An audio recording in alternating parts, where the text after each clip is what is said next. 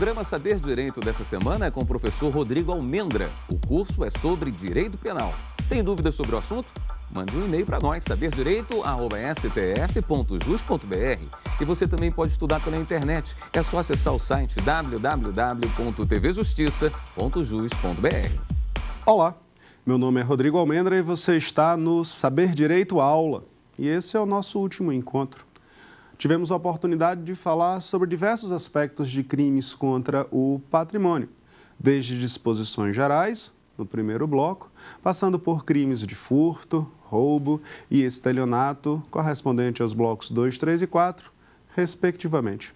Nesse bloco, falaremos sobre o delito de receptação e também sobre o delito de apropriação indébita e agora a apropriação indébita previdenciária, artigo 168 e 168-A do Código Penal. Vamos começar por receptação. Receptação está no artigo 180 do Código Penal. É o último dos crimes contra o patrimônio, lá no 180. Por quê? Por que o último dos crimes contra o patrimônio? Eu costumo dizer que ele é o pai e a mãe de todos os demais crimes contra o patrimônio. O criminoso a quem mais se deve temer nessa categoria é o receptador. Explico. O sujeito que furta um celular, ele por acaso é colecionador de celular? Não. O sujeito que furta um celular, ele por acaso se alimenta com aquele celular? Ele consome o celular como destinatário final? Não. Então para que ele furta um celular? Ele nem coleciona celular e nem come o celular. Ele furta para quê?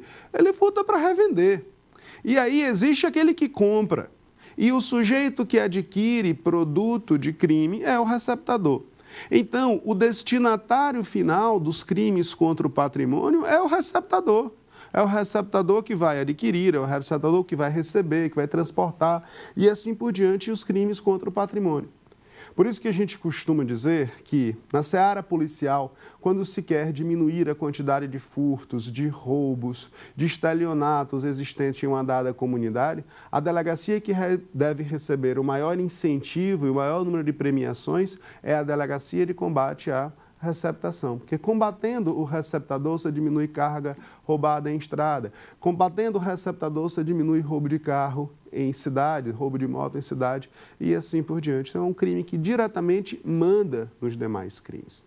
E quando a gente analisa esse artigo 180, a gente vê que a receptação é literalmente uma fria. É uma fria, não pela pena, mas pela quantidade de verbos que existem no artigo 180. Costumo dizer que a receptação é uma fria do Ártico. Ártico é um local bem frio, né? Então você pensa Ártico, A de adquirir, R de receber, T de transportar, C de conduzir, O de ocultar. Produto que sabe ser produto de crime. Ou, tu pulou o I, Rodrigo, pulei não, calma, vem agora. Ou influir para que terceiro de boa-fé adquira, receba ou oculte. Daí se falar em Ártico, adquirir, receber, conduzir, transportar, ocultar ou influir. Então, são os vários verbos que compõem o crime de receptação. Esses vários verbos fazem com que a gente classifique a receptação em dois grandes grupos. A primeira antes da partícula ou e depois da partícula ou. Então eu tenho adquirir, receber, conduzir, transportar ou ocultar. Isso se chama de receptação própria. E uma outra chamada de influir. Essa se chama receptação imprópria. Essa diferença é boa, ela é salutar, porque mostra características distintas da receptação. Adquirir, receber, transportar, conduzir ou ocultar costuma ser crime material, consumando-se respectivamente, conforme a aquisição, recebimento, transporte, etc. Ao passo em que o influir, que gera a receptação imprópria, é tipicamente um crime formal, ou seja, o crime se consumará com a simples influência, pouco importando se o sujeito influenciado efetivamente adquiriu, recebeu ou ocultou produto de crime. Então, repare, a receptação própria é material, ao passo em que a receptação imprópria é crime formal. E isso reflete diretamente na consumação. Bom, alguns aspectos sobre o delito de receptação devem ser ressaltados, devem ser detalhados. O primeiro deles é: receptação admite tentativa? Bom, a admissibilidade ou não da tentativa, bem como características e classificações do crime, vai depender do verbo. A receptação própria normalmente admite tentativa. Eu posso tentar adquirir e ser impedido por força alheia à minha vontade. Eu posso tentar transportar e ser impedido por força alheia à minha vontade. Mas a receptação imprópria, não. Normalmente não admite a tentativa, porque influir é ato unissubsistente. Lembra de uni, que nós falamos em outros blocos? Uni, o unicórnio de Caverna do Dragão, lembra aquele branquinho chatinho? Uni, pega uni. Unissubsistente, se realiza em um só ato. Se realiza em um só ato, não tem como fracionar. Essa história de crime praticado em um só ato me lembra um aluno que eu estava dizendo que os crimes unissubsistentes não admitem tentativa. Aí eu disse, por exemplo, chamar alguém por um nome feio, né? Injuriar alguém. Fulaninho, você é um bestão, né? Você é um corno, fulaninho. Você não tem como dividir esse ato, né, em vários atos. Então, um crime de injúria dificilmente é um crime que admite tentativa, porque é um só ato.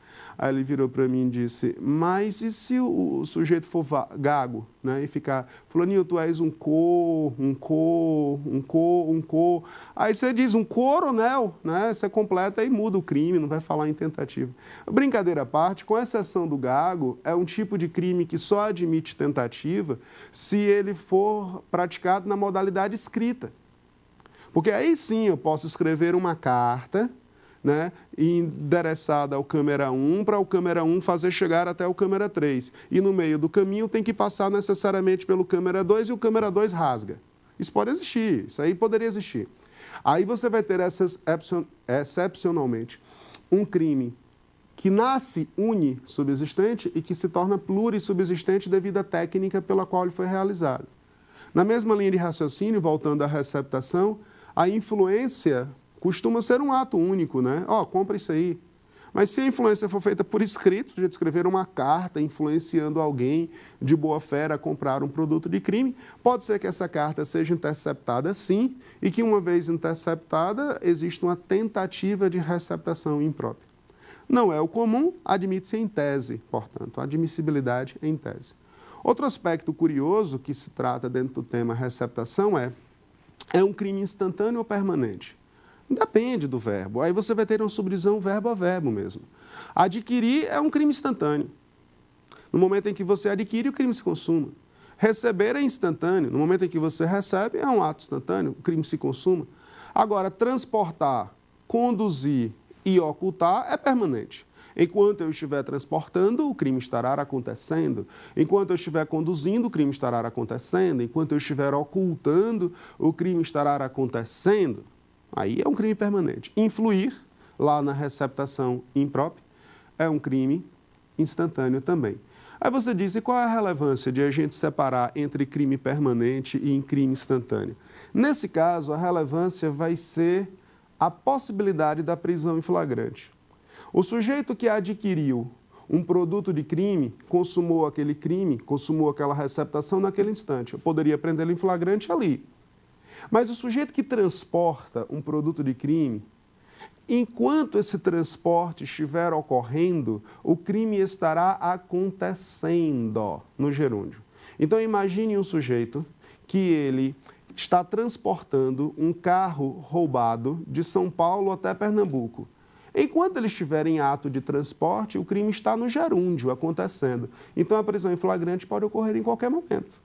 Então, existe uma vantagem prática em considerar um crime como permanente para fins processuais, para fins de prisão cautelar. Dentro dos verbos, quais são as diferenças? Adquirir é comprar, né? Permutar por dinheiro. Alienar em troca de uma contraprestação em valor.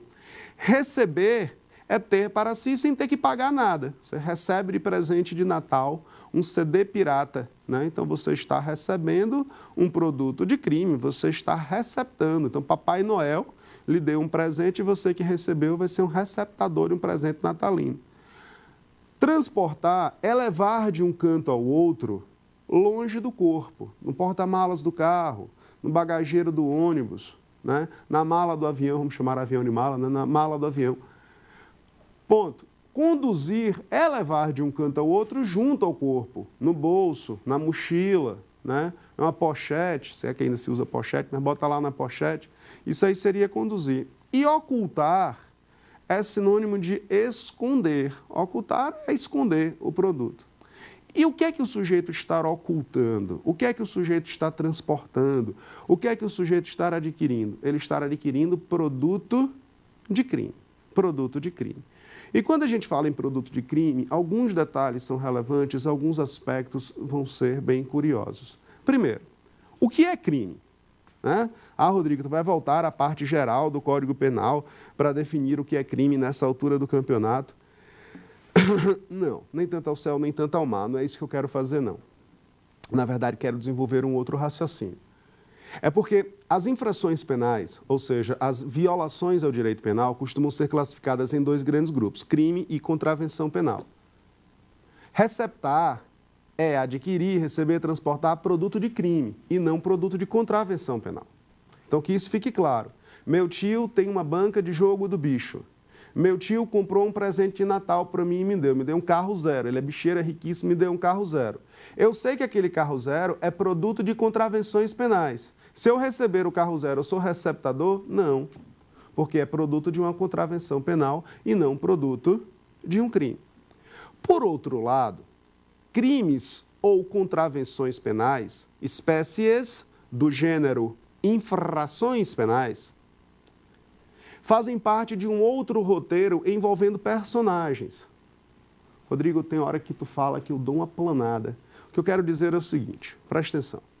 Se por acaso um sujeito, o câmera 2, até então livre das brincadeiras, um câmera 2, um sujeito maior de 18 anos de idade, que goza de saúde mental, se esse sujeito resolve praticar um crime de homicídio matando o câmera 1, aquele que tirou a roupa até pouco tempo atrás, esse sujeito, o câmera 2, vai praticar um crime. Ele praticou um fato típico, ele vai praticar um fato antijurídico e ele é um agente culpável. Você faz a triangulação pela teoria analítica tripartida do crime e diz, é crime, e ele sofre uma pena. Agora, cogite que o câmera 2 tivesse 15 anos de idade e ele matou o câmera 1. Aí tu não chama mais isso de crime. Tu vai dizer que ele praticou um fato típico, tu vai dizer que ele praticou um fato antijurídico, mas que por ele não ser um agente culpável, que por ele não ter imputabilidade penal, por ele ser menor de idade, então ele não pratica crime, ele pratica um ato infracional assemelhado a crime. É um ato infracional assemelhado a um homicídio. E se ele tivesse furtado, seria um ato infracional assemelhado ao furto. E se ele tivesse roubado, seria um ato infracional assemelhado ao roubo. E se ele tivesse estuprado, seria um ato infracional assemelhado ao estupro. Eu não estou dizendo que o rapaz ia ser estuprado, não. Estou explicando ato infracional. Na mesma linha de raciocínio, se o câmera 2 fosse doente mental, e aí o sujeito, na qualidade de doente mental, matou o câmera 1. Eu também não digo que ele praticou um crime, doente mental não pratica crime, doente mental pratica injusto penal, então ele praticou um injusto penal assemelhado a um homicídio. E se fosse um furto, um injusto penal assemelhado ao furto. E se fosse um roubo, um injusto penal assemelhado ao roubo. Então, em verdade, o que nós temos são crimes, atos infracionais e injustos penais. Só que é um ato infracional praticado por menores de idade, assemelhados ao crime, são tratados como se fossem crimes para os aspectos de receptação. Injusto penal assemelhado a crime para fins do aspecto de receptação. Onde eu quero chegar com isso? Supunha que um jovem de 15 anos de idade furtou um celular e eu compro o celular furtado. Eu pratiquei receptação? Pratiquei, porque é um ato infracional assemelhado a crime. Se fosse um ato infracional assemelhado à contravenção penal, eu não teria praticado receptação. Percebeu a sutileza? Mas como é um ato infracional assemelhado a crime, então aquele que adquirir esse produto pratica sim receptação. Na mesma linha, o doente mental subtraiu um celular, eu adquiri o celular, eu pratiquei receptação, porque é um injusto penal assemelhado a um crime. Se fosse um injusto penal assemelhado a uma contravenção, não seria crime de receptação. Mas como foi assemelhado ao crime, é sim delito de receptação. Esse entendimento, inclusive, é expresso, ou pelo menos pode ser encontrado no Código Penal, quando se diz que existe receptação, mesmo que impunível ou desconhecido o autor do crime do qual proveio a coisa. Então não me importa saber quem furtou, nem se ele está vivo, nem se esse furto prescreveu ou não. O que me interessa é comprovar que o celular que eu adquiri é fruto de um furto. Aí sim eu digo que houve uma receptação.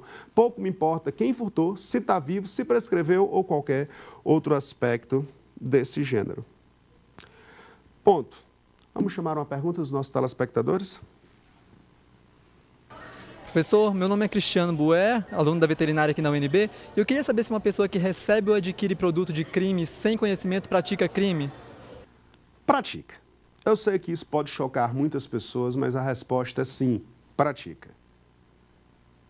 Desde que, e aí vem um desde que para facilitar ou para piorar a nossa vida, né?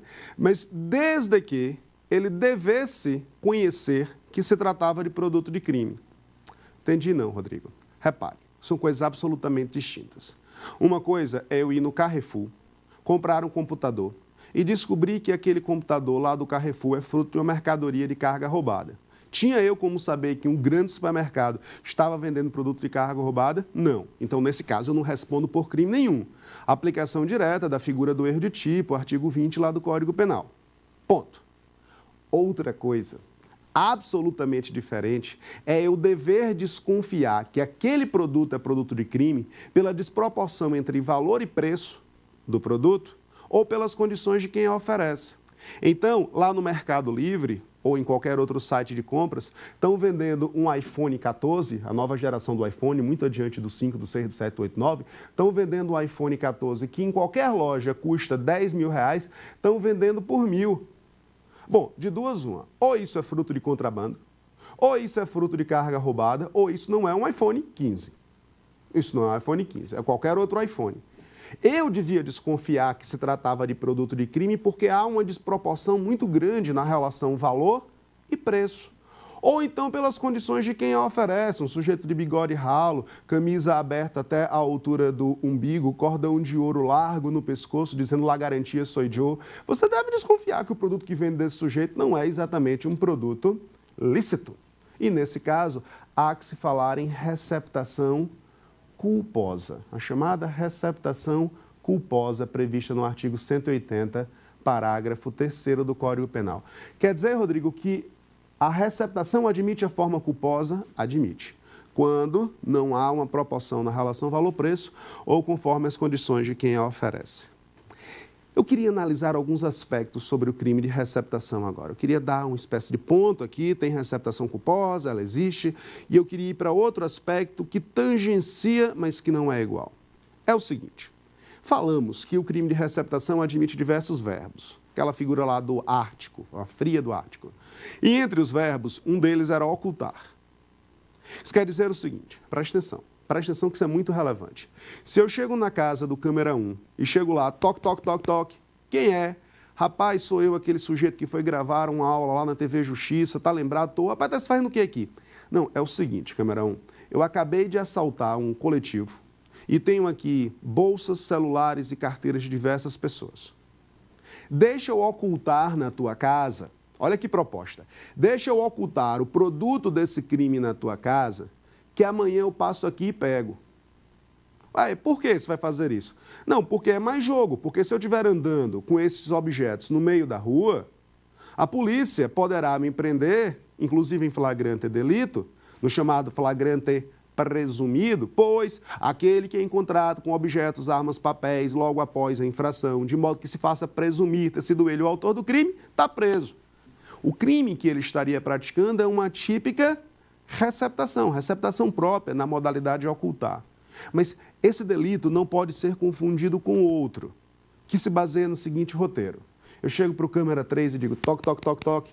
Câmera 3, que foi, rapaz? Está louco? Está fazendo o que na minha casa? Rapaz, eu acabei de passar ali pela esplanada, tinha um grupo de estudantes manifestando a respeito de alguma coisa na vida, e eu assaltei todo mundo, peguei celular, bolsa e carteira. Foi mesmo, foi. Deixa eu ocultar na tua casa.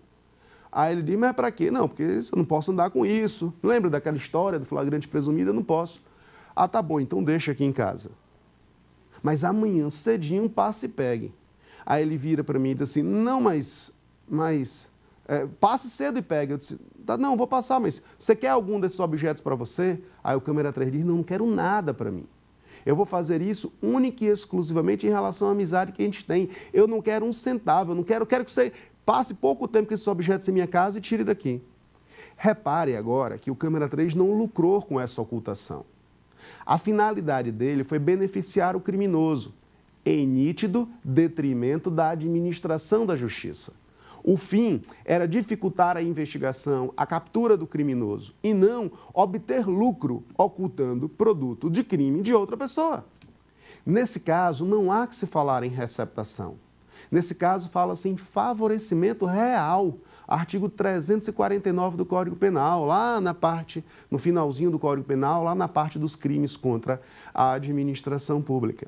Então, Rodrigo, qual é a diferença entre um delito de receptação na modalidade ocultar de um delito de favorecimento real que também implica em ocultar? O lucro. Aquele que oculta no crime de receptação lucra com essa ocultação. Aquele que oculta no crime de favorecimento real não lucra com essa ocultação. Daí se diferenciando um instituto do outro. Ok? Ponto. Outro aspecto que eu acho relevante a gente registrar em teu caderninho. Existe concurso de pessoas entre o receptador e o autor do crime originário? Rodrigo, eu nem entendi a pergunta, como é que eu vou responder essa pergunta se eu nem entendi? Então vamos por partes. É assim, eu chego para o câmera 1 e digo, toque, toque, toque, deixa eu guardar os objetos na tua casa. Aí ele diz, guarda, mas eu quero pegar uns 3 para mim. Nós somos coautores, nós somos colaboradores do mesmo crime, o receptador e quem roubou são coautores. A resposta é não. Eles não são e nem podem ser. Não são e nem podem ser. Entendi não, Rodrigo? Repare só, eu sou um colecionador de artes. Aí eu chego para o João e digo assim, João, tu não és um ladrão profissional? Sou. Eu quero que você vá na casa do câmera 2, um sujeito riquíssimo, vá lá na casa dele e subtraia 2 obras de arte que ele tem pendurado nas paredes e me traga que eu lhe dou uma boa comissão. Nesse caso, haverá um concurso de pessoas num crime de furto. Não há que se falar em receptação. A receptação implica na ausência de liame entre o crime originário, furto, roubo, estelionato ou qualquer outro, e a receptação consequente.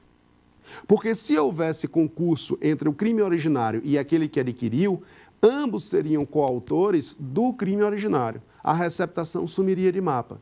Então, se quem compra e quem furta são coautores, são colegas, combinaram o furto, na verdade eu tenho um crime único de furto e não um crime de furto somado a um crime de receptação. Capite? Vem para cá para a gente ir desenvolvendo outros raciocínios vinculados ao delito de receptação. Entre elas, algumas hipóteses que eu queria analisar com os senhores. Hipóteses que versam sobre a correlação receptação própria, receptação imprópria e outros crimes. Hipótese 1. Era uma vez o sujeito que chega em uma feira de trocas. Feira de trocas, eu não sei se o meu telespectador entende, mas é aquela feira onde os sujeitos praticam crimes e levam os objetos furtados, roubados lá para a feira de trocas, né? Enfim, e aí a gente chama de feira de trocas, mas na verdade é uma grande feira de muambas e de produtos provenientes de crime. Aí o sujeito chega lá na feira, tem um monte de celular furtado, alguns roubados, alguns melados de sangue e tal, e está lá tudo estendido no chão. E ele pensa, olha e diz, eu queria ver aquele Nokia 123 ali, eu queria ver isso aqui. E aí o sujeito vai e vende para ele o celular. Bom, o que é que nós temos aqui? O sujeito que comprou o celular proveniente de crime e praticou receptação própria. Adquiriu o produto de crime, sabia que era produto de crime, adquiriu. Fácil, mamata. Segunda hipótese, hipótese 2. Era uma vez a mesma feira de trocas, o sujeito chega lá na feira, tem aquele monte de produto no chão, todos limpinhos, organizados. Ele, de boa fé, matuto, nunca foi para uma feira dessas de produtos clandestinos. Aí fica olhando assim, eu não sei se eu compro esse celular, eu não sei se eu não compro esse celular, não sei se o preço está bom, se é isso mesmo. Aí chega o diabinho, a alminha cebosa, como se diz, e olha assim para ele e diz, rapaz, compra, o preço está bom, o celular está novinho, barababá e tal. Repare, quem comprou sem saber que era produto de crime e sem ter como saber, sem ter como desconfiar naquela relação valor-preço ou pelas condições de quem a oferece, ou seja, quem estava absolutamente de boa fé e inocente nem agiu por negligência, imprudência ou imperícia na compra, esse sujeito não praticou crime nenhum. Nenhum. Mas aquele terceiro que de má fé influiu, induziu para que o terceiro de boa fé, para que o comprador de boa fé adquirisse o produto de crime, esse vai praticar receptação imprópria. Então, a receptação imprópria é justamente quando alguém influencia outrem de boa fé, um de má fé, influenciando o outro de boa fé a comprar produto de crime. Repare que essa lógica tem que ser presente na tua mente para que a terceira hipótese ocorra já já. Má fé, boa fé, comprando produto de crime, ok? Terceira hipótese. Era uma vez duas pessoas de má fé em uma feira de trocas. Aí estavam as duas, aquele monte de celular furtado, aquele monte de celular roubado. Aí eu não sei se eu compro, é Natal, tá caro, tem um pouco de sangue, mas sangue sai, né? Põe aqui um vinagrezinho para sair, tem aquela complicação, não sei se eu compro, se eu não compro. Aí o outro de má fé também, lembra que estavam os dois de má fé? O outro de má fé virou para ele e disse, rapaz, compra, larga de besteira, compra isso, o preço está bom, não sei o quê, a gente ajeita isso aqui, apaga a memória, faz alguma coisa. Como é que fica? E o sujeito comprou, como é que fica? Eu não posso mais falar em receptação imprópria. Esqueça, ele influiu, mas a receptação não é imprópria.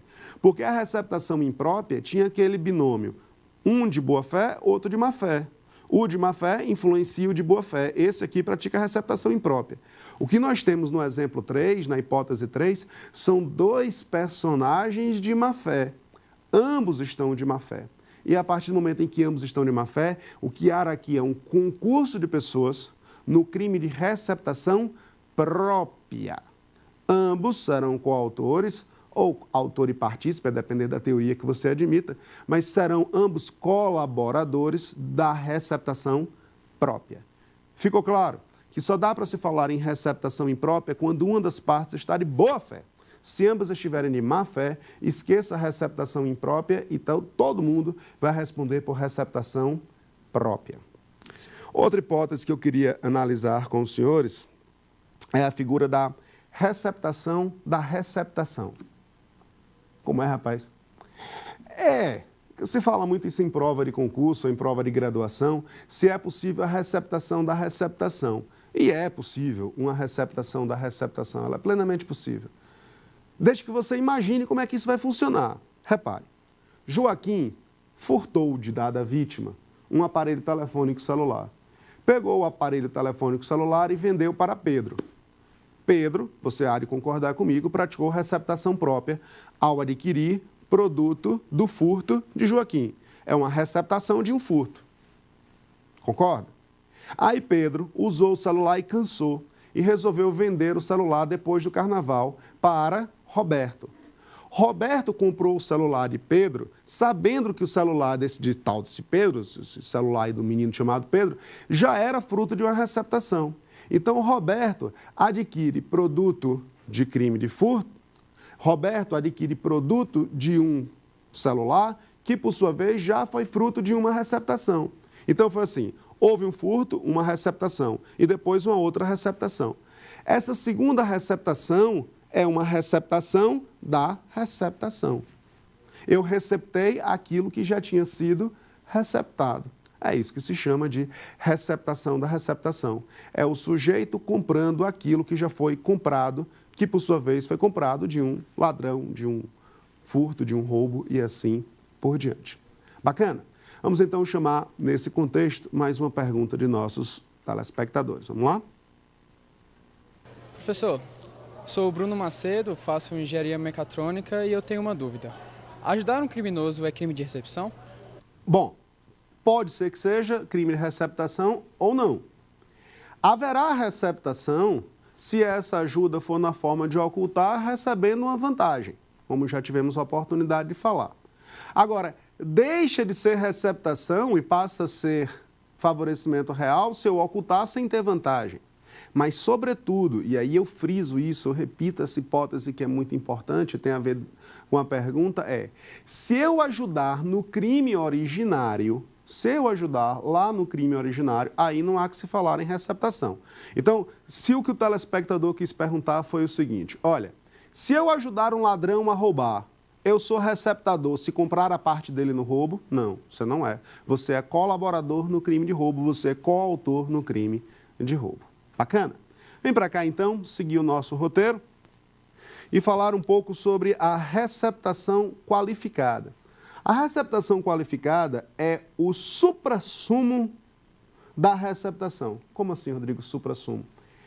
É a parte mais danosa da receptação, porque ela envolve um aspecto de cultura em nossa sociedade, infelizmente, mas também envolve um aspecto enorme de facilidades envolvendo empresas. Rodrigo, acho que você está falando de algo muito abstrato, porque eu não estou entendendo o que você está falando, não. Vamos para cá. Existe receptação qualificada quando o indivíduo adquire, recebe, transporte, oculta, monta, desmonta, remonta, vende, expõe à venda, blá, blá, blá, blá, blá, blá, produto de crime no exercício de atividade comercial ou no exercício de atividade industrial. Rapaz, isso é muito bacana. Então, no comércio ou na indústria, não entendi não, Rodrigo. Então, vou te dar um exemplo muito real. O cano de escape do teu carro, da tua moto, furou. Você vai a uma oficina, o sujeito diz, você quer o original ou o Xing Ling? E quando ele diz Xing Ling, ele não necessariamente está se referindo a algo vindo da China. Pode ser algo vindo de um desmanche. E aí eu te convido a pensar na figura do desmanche. Eu furtei um carro, eu roubei um carro, eu furtei um carro, roubei uma moto.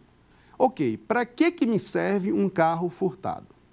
Se eu andar com esse carro furtado em Brasília ou em Recife, mais cedo ou mais tarde eu vou ser parado em uma blitz e vou ser preso. Ou me vinculando ao furto ou à receptação, porque eu estou transportando, eu estou levando um carro proveniente de crime. Então eu vou terminar sendo preso. Então para que me serve de abrir um carro furtado? Esse carro certamente tem dois destinos. Ele vai para o interior, onde alguém vai comprar ele bem barato, por um quarto, um quinto do preço que ele vale na prática, e vai utilizar em uma fazenda para transformar mercadorias, ou para andar só pelo interior, já que lá a fiscalização é menor. Ou 2, ele vai para um desmanche e vai ser fragmentado em inúmeras peças, e essas peças, e essas peças, e essas peças, aí onde eu quero que você chegue. Eu faço o que com essas peças? Eu coleciono peça de carro? Eu desmonto para dizer que sou mecânico? Não. Eu pego essas peças e revendo. Revendo as peças para quem? Quem é que vai comprar cano de escape de carro? Aquele sujeito, dono daquela empresa de manutenção de veículos, onde você foi comprar o cano de escape. Então eu apareço lá para ele e digo, olha, tu que tens um comércio, queres comprar esse cano de escape? Está quentinho ainda, acabei de desmontar o carro, ainda está quente o cano de escape. Queres comprar esse cano de escape e tentar revender para os teus clientes como se fosse Xing Ling? Eu quero, porque aí eu consigo um cliente novo com isso. Repare que ele agora adquire produto de crime, não com o intuito de ter o produto para si como destinatário final, mas para repassar no exercício de uma atividade comercial, de compra e venda de peças, ou industrial, na montagem de um veículo, ou desmontagem de um veículo, ou coisa do tipo. Esse tipo de receptação qualificada é que movimenta, em verdade, os delitos que envolvem roubo e desmanche de carros. Porque tem sempre alguém que compra uma peça. Rodrigo, e esse sujeito que compra uma peça pratica algum crime? Depende. Tinha como ele notar a diferença do valor e do preço ou pelas condições de quem oferece, o sujeito lá de bigodinho ralo lá garantia sou eu? Ou não? Era uma empresa grande e ele achava que era uma promoção de Natal. Porque se ele agiu com culpa, o comprador final poderá responder por receptação culposa. Mas se não tinha como o rapaz saber, ele não vai responder efetivamente por crime nenhum. Ele será absolutamente inocente nesse particular. Ponto. Alguns anos atrás, apareceu um rapaz, apareceu um rapaz na minha vida, mas sou estranho, né? Apareceu um rapaz no meu escritório e comentou que ele teve um problema com a polícia e disse que foi preso e estava precisando de um advogado. E a história dele passava pela receptação qualificada, porque ele, no exercício da atividade comercial dele, teria adquirido produto de crime e revendido em grande escala. Aí ele chegou para mim com uma defesa pronta. Ele disse, doutor, mas isso não é receptação qualificada. Quer dizer, então ele já tinha estudado, né? O danadinho já chegou lá no Código Penal e já estudou o que é receptação simples qualificada.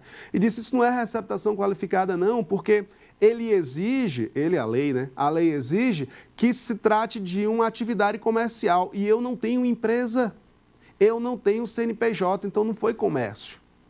Eu disse, Gênio, tu só leu até onde tu queria, né?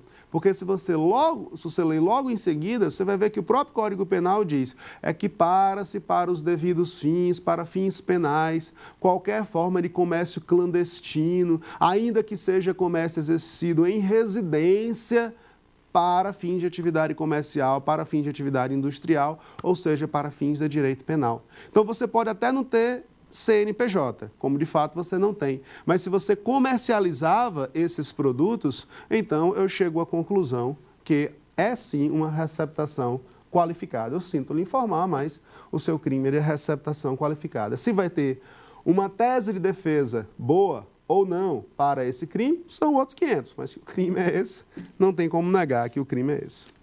Outra forma de receptação que merece a sua atenção é a receptação privilegiada e a receptação com perdão judicial. Vamos falar um pouquinho sobre as duas. A receptação privilegiada é uma receptação dolosa, em que o produto do crime receptado é de pequeno valor. E aí eu acho que todos devem ter praticado uma receptação privilegiada, porque é muito provável que você tenha em casa um CD ou um DVD pirata que você adquiriu ou recebeu de alguém, né? É muito provável. E aí você adquiriu o produto de crime, então é provável que você, ciente disso, tenha praticado uma receptação. Mas é tão baratinho o CD pirata, ou mesmo se fosse original, continuaria sendo objeto de pequeno valor. E você é primário, quer dizer, eu parto da premissa que você é primário, né? Então, você é primário e adquiriu um produto de crime de pequeno valor, que aí o que é que acontece? A gente pode ter benefícios iguais ao lado do crime de furto, pena substituída de reclusão para detenção, diminuída de 1/3 a 2/3 ou aplicada apenas uma multa. Agora, muito mais interessante do que uma receptação com a pena diminuída, receptação minorada, é aquela receptação culposa. Receptação culposa com prejuízo de pequeno valor. Porque aí o que é que o magistrado pode fazer? Ele pode te perdoar. É o Instituto do Perdão Judicial. Então, a receptação sendo culposa, de pequeno valor, e o sujeito sendo primário, ele pode perdoar o criminoso. Olha que coisa fantástica. Aí você diz, não quero ser perdoado. Rapaz, queira. Queira, porque o perdão judicial, ele tem efeito ex tunc. Ele tem o efeito o quê, rapaz? Ele tem efeito ex tunc. Ele não gera reincidência. Ele não gera reincidência. O perdoado judicialmente é primário. Então, aquela atriz famosa que um dia dando marcha ré em seu carro atropelou e matou o seu filho e é perdoada, porque no homicídio culposo também cabe o perdão judicial, aquela moça é primária. Aquele pai lá na minha terra que foi levar o seu filho para andar de cavalo, o filho caiu do cavalo, bateu a cabeça e morreu e ele foi perdoado, ele é primário. Se ele matar outro filho, ele é primário, ele não é reincidente na morte de filho, não. Então, na receptação culposa, o sujeito também vai ser primário se for perdoado judicialmente. Bacana?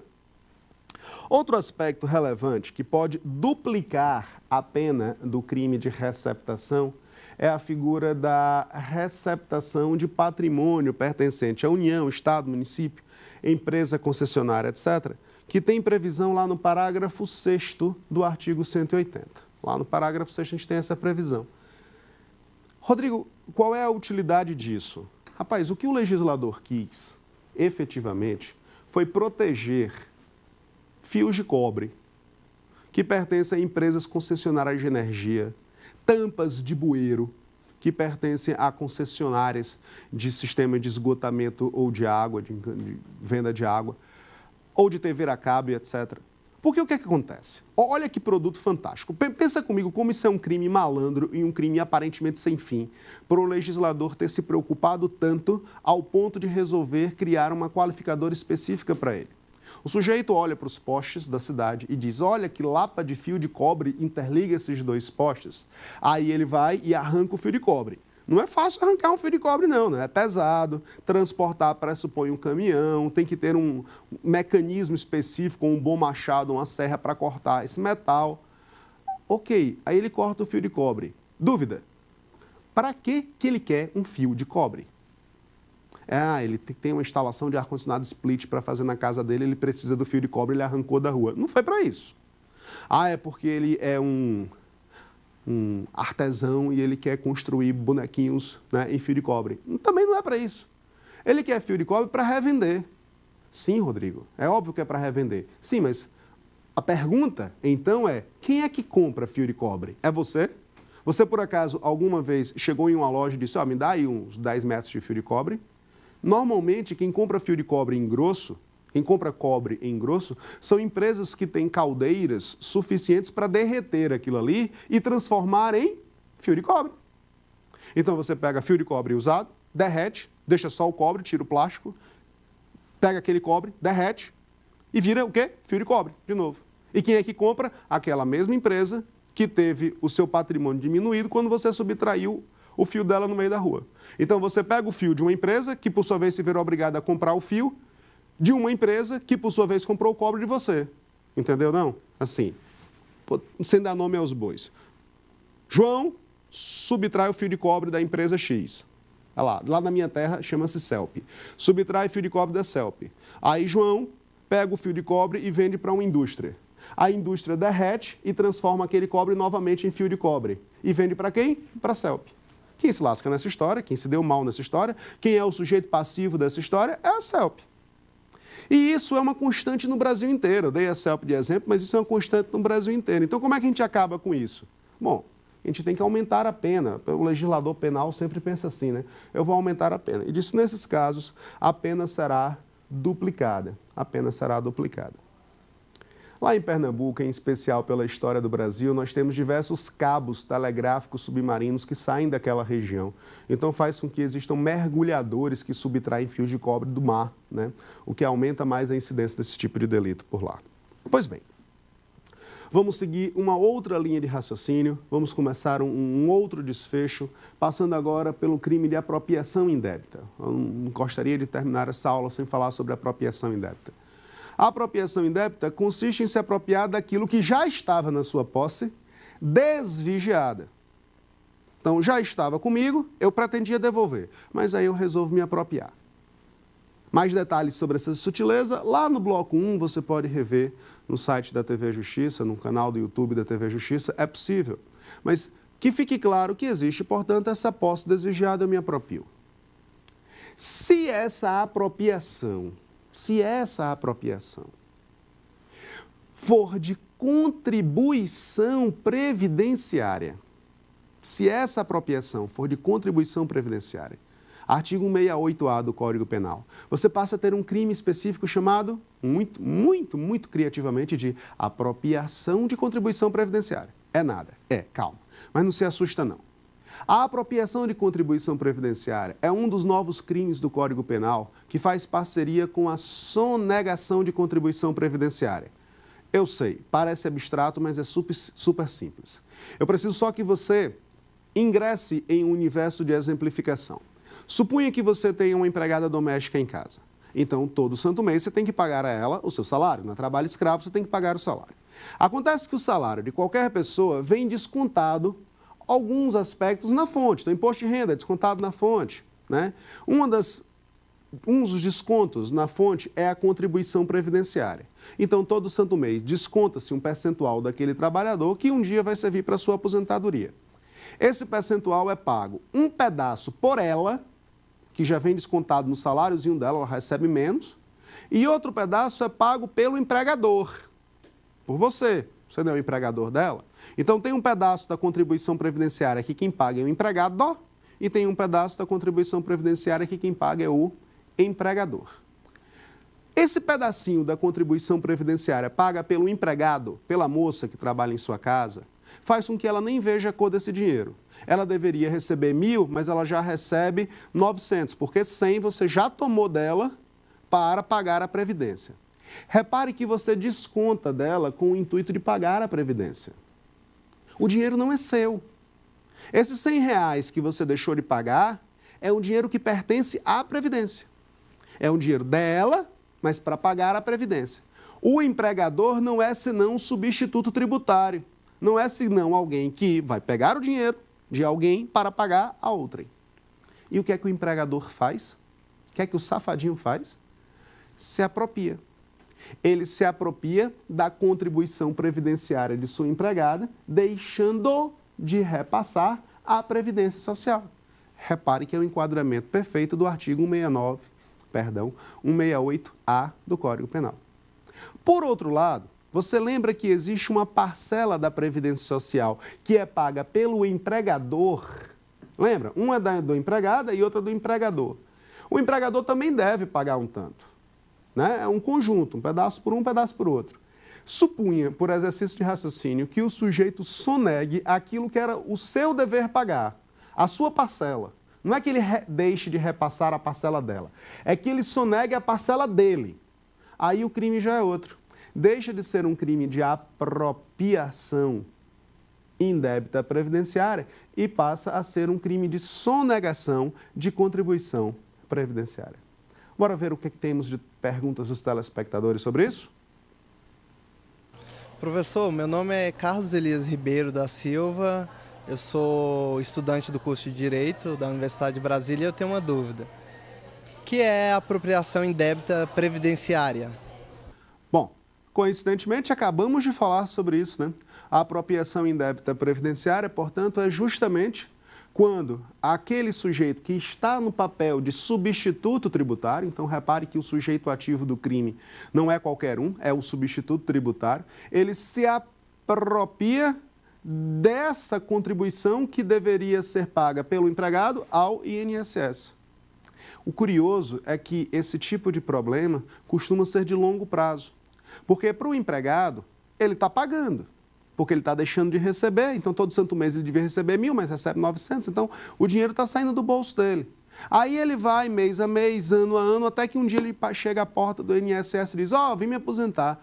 E o INSS diz, tu nunca contribuiu para mim, por que tu vai se aposentar? Aí ele diz, não, contribuí sim aqui, paguei, mas eu nunca recebi. E aí forma-se um litígio judicial em que ele vai dizer para o INSS, me aposente, e o INSS vai dizer para o empregador, pague, e o direito penal vai dizer, prende esse pessoal, mas aí muitas vezes o crime já está prescrito, cria-se uma celeuma tão comum. Mas e se eu pagar? Eu posso pagar? Pode, você pode pagar. A própria lei diz que se o empregador resolver pagar antes do início da ação fiscal, é assim que está no Código Penal, antes do início da ação fiscal, extingue-se a punibilidade. É uma forma de dizer, olha, eu não estou preocupado sobre a tua postura moral, eu estou preocupado que você pague, para que esse sujeito um dia possa se aposentar. Diversas legislações posteriores alteraram isso. E hoje a gente entende que se ele pagar antes da sentença, e pasme, existe decisão que fala antes do trânsito em julgado da sentença, não se duvide que já existem decisões nesse sentido, também se extingue a punibilidade. Então fica claro que o intuito do legislador não é o aspecto, olha como ele é mau, ele se apropriou da contribuição da moça que trabalha para ele. Na verdade, o intuito é, meu amigo, pague e permita que ela se aposente, sem que isso implique um prejuízo ao órgão pagador, ao INSS. E assim se resolve. Se você pagar, declarar, confessar que deve, extingue-se a punibilidade. É simples assim. E extinguindo a punibilidade, você não sofre pena nenhuma. E se você resolver parcelar, pode até ter suspensa a execução do crime até o término do parcelamento. E aí sim, terminando de pagar o parcelamento, extingue-se essa punibilidade. Bom, o que é que falamos nesse bloco? Falamos sobre o crime de receptação e suas diversas facetas, comparando com favorecimento real, coautoria e outros delitos, e sobre o crime de apropriação e apropriação indébita previdenciária. Espero que os senhores tenham gostado dessa oportunidade em que trabalhamos crimes contra o patrimônio. Estou à disposição para dúvidas aqui na TV Justiça. Obrigado e até mais. Tem dúvidas sobre o assunto? Mande um e-mail para nós, saberdireito@stf.jus.br. E você também pode estudar pela internet. É só acessar o site www.tvjustiça.jus.br.